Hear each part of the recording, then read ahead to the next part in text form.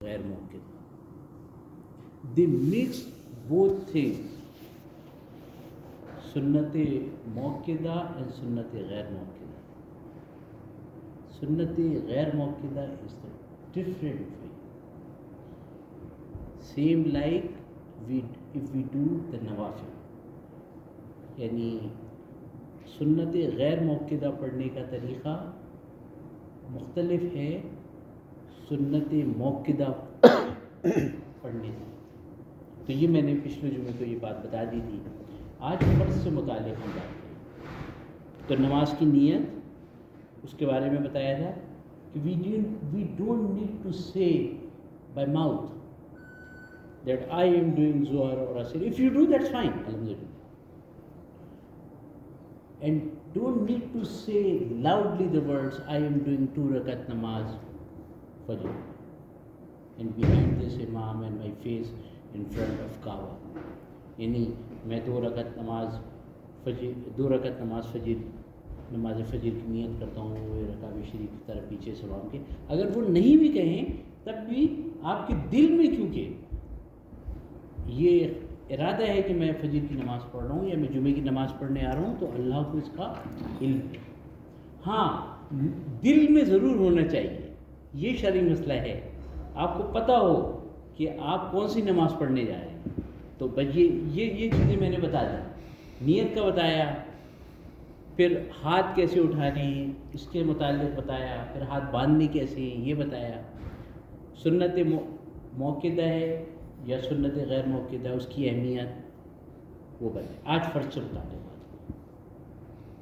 فرض اس عمل کو کہا جاتا ہے کہ جس سے متعلق اللہ رب العزت پوچھے گا. یاد رکھیں, اور بڑی سمپل چیز ہے. 5 چیزیں فرض ہیں.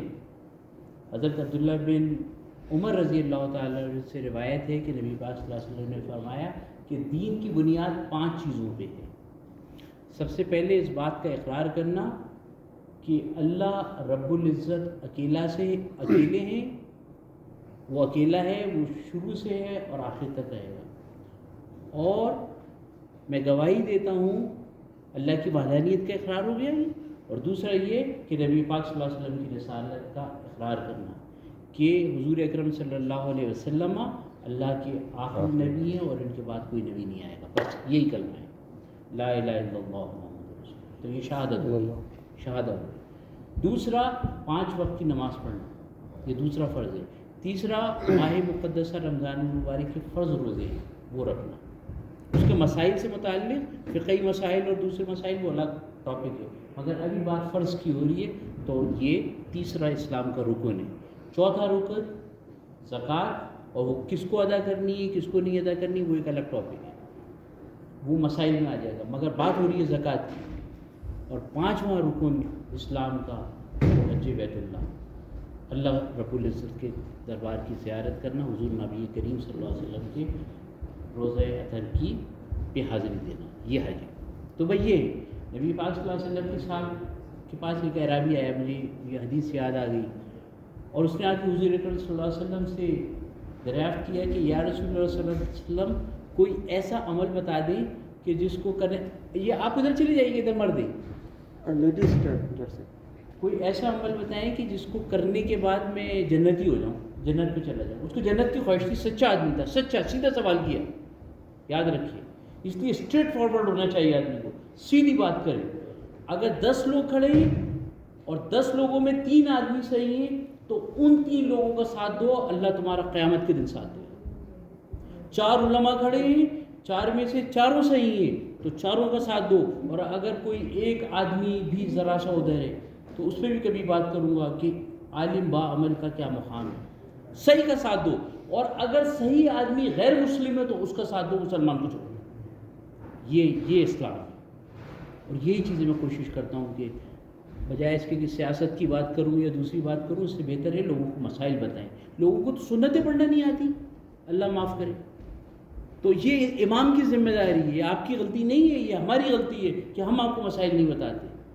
آپ تو کل کو کہہ دیں گے کہ میں تو انیس صاحب کے پیچھے نماز پڑھتا تھا, انہوں نے تو کبھی مجھے جمعے کی نماز میں یہ مسئلہ نہیں بتایا, تو پھر وہ میرے اوپر آ جائے گی. اللہ معاف کرے. تو یاد رکھیں. تو فرض تو حضور اکرم صلی اللہ علیہ وسلم سے اس نے یہ سوال کیا کہ کوئی ایسا عمل بتائیں کہ جو میں کروں تو میں جنتی ہو جاؤں. حضور تھے نبی پاک صلی اللہ علیہ وسلم. جیسی اس نے سوال کیا حضور نے فرمایا میں تمہیں عمل بتا دوں. کہا 5 نماز پڑھ لو, 5 وقت کی نماز پڑھو. بائی برتھ تو مسلمان ہو گئے ہم, تو پہلا فرض تو ویسے ہی ادا ہو گیا, ٹھیک ہے. دوسرا فرض یہ کہ 5 وقت کی نماز پڑھو, اگر رمضان المبارک کے روزے رکھو, اور اگر تم صاحب استطاعت ہو سال میں زکوٰۃ ادا کر دو, اور اگر تم صاحب استطاعت ہو تو پھر حج بیت اللہ کر دو, بس تم جنت میں چلے جاؤ. وہ بھی بڑا سچا آدمی ہے, اعرابی شخص تھا, اور حدیث میں یہ ہے, اور تمام حدیث کی کتابوں میں یہ حدیث موجود ہے, اس لیے یہ مستند حدیث ہے. اس اعرابی شخص نے نبی پاک صلی اللہ علیہ وسلم کی زیارت تو کر لی تھی, آپ سے بات کر رہا تھا. اس نے فرمایا کہ حضور ایسے انگلی کرو, میں اتنا ہی کروں گا جتنا آپ نے بتایا. اب دیکھیں اپنے نبی میں کتنا یقین ہے. کہا کہ میں اتنا ہی کروں گا جتنا آپ نے مجھے بتایا, اور یہ کہہ کے وہ چلا گیا, اور اس کی پیٹھ ہو گئی. نبی کریم صلی اللہ علیہ وسلم کا چہرہ اطہر ہو گیا. آپ صلی اللہ علیہ وسلم کی اس حلقے میں جو صحابہ بیٹھے تھے, آپ نے ان کو مخاطب کیا, اور ان کو مخاطب ہو کے آپ صلی اللہ علیہ وسلم نے فرمایا کہ اگر دنیا میں کسی کو جنتی دیکھنا ہے نا تو اس شخص کو دیکھو. دنیا میں اگر کسی کو جنتی دیکھنا ہے نا تو اس شخص کو دیکھو. دیکھو یہ سچائی ہے, اس لیے سچ کا ساتھ دینا چاہیے. تو اس ٹاپک میں یہ بھی ہو گیا.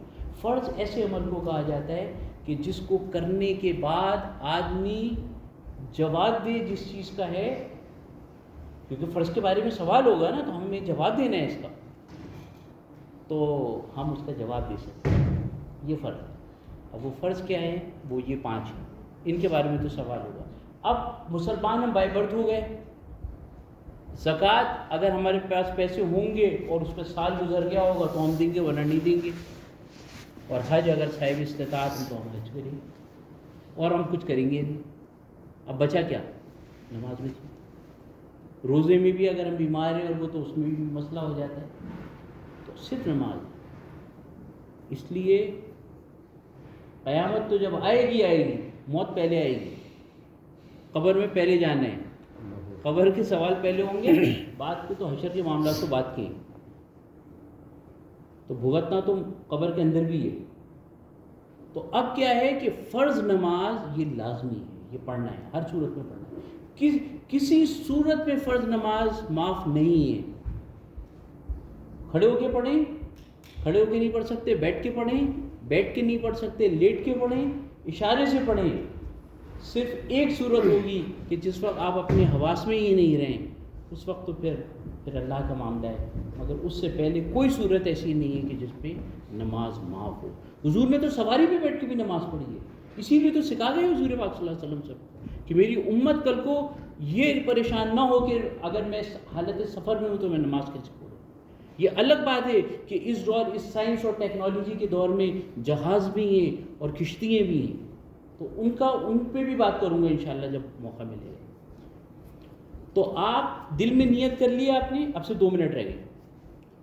آپ نے دل میں نیت کر لی, آپ کی نیت ہے, آپ اللہ اکبر کہیں گے. جب آپ اللہ اکبر کہیں گے, اب یہ نماز کا طریقہ بتا رہا ہوں. جب اللہ اکبر کہیں گے تو یہ جو انگلی ہیں آپ کی, یہ قبلے کی طرف ہونی چاہیے.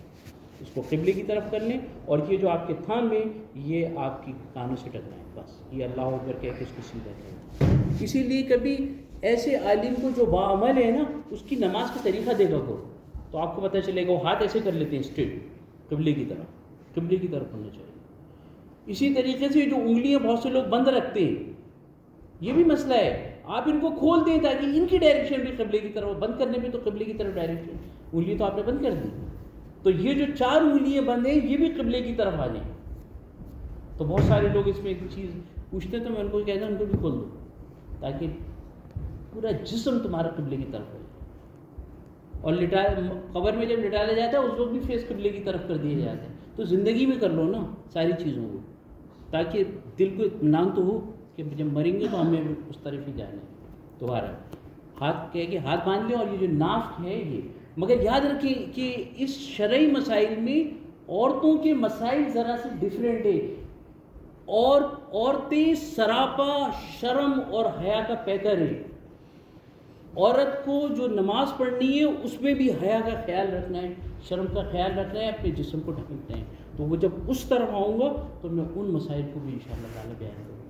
ہاتھ باندھ لیجیے اور ہاتھ باندھ کے اعوذ باللہ اور بسم اللہ کر کے پہلے ثنا پڑھیں. ثنا پڑھنے کے بعد پھر علم شریف پڑھیں اور قل هو اللہ شریف پڑھیں. اگر آپ ہر صورت کے بعد بسم اللہ پڑھتے ہیں تو یہ مستحب طریقہ ہے. اور مستحب ایسے عمل کو کہتے ہیں جس کو کرنے سے درجات بلند ہوتے ہیں. اور اس کے بعد آپ پہلی رکعت مکمل کریں, پھر جب دوسری رکعت پڑھیں پہلے بسم اللہ پڑھیں اور پھر صورتیں پڑھیں, اور اس کے بعد پھر اتحیات پڑھیں.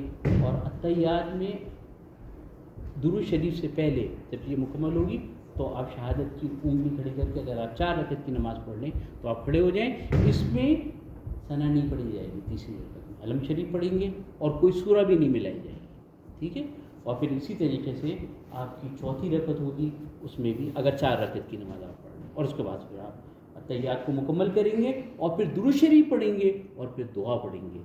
نفل نمازوں میں جو نفل سنت موقدہ ہے یا نفل نمازیں یا سنت غیر موقدہ ہے, اس میں میں نے یہ طریقہ بتایا تھا کہ اس میں آپ کو ثنا بھی پڑھنی ہے تیسری رکعت میں, اور اس میں جو دوسری رکعت جب مکمل ہوگی تو اس میں درود شریف تک پڑھنا ہے, اور درود شریف کے بعد آپ تیسری رکعت میں کھڑے ہوں گے, اور تیسری رکعت میں آپ ثنا بھی پڑھیں گے اور پھر صورتوں کو ملیں گے. بس یہ اتنا فرق ہے. تو یہ فرائض سے متعلق باتیں ہو گئی.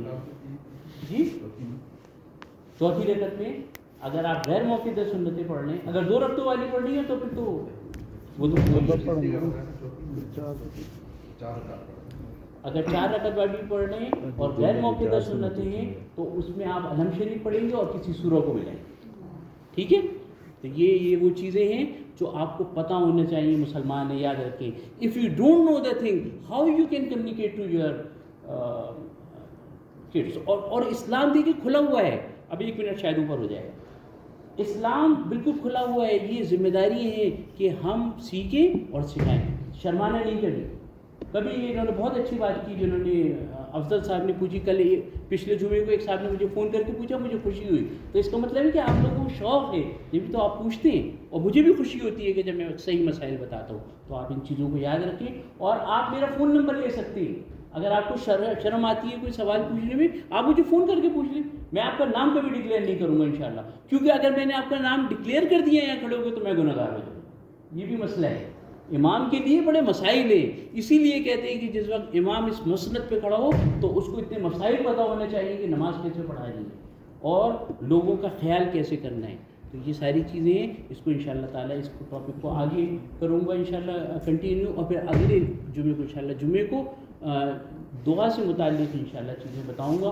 اور اس کے بعد پھر جب ربیع الاول شریف کا مہینہ شروع ہو جائے گا تو ہم 3 جمعوں کو انشاءاللہ تعالیٰ حضور اکرم صلی اللہ علیہ وسلم کی سیرت سے متعلق بات کریں گے. صلی اللہ تعالیٰ علیہ محمد وآلہ وصحبہ اجمعین برحمتک یا ارحم الراحمین. اب سنتیں پڑھ لیں اور اس کے بعد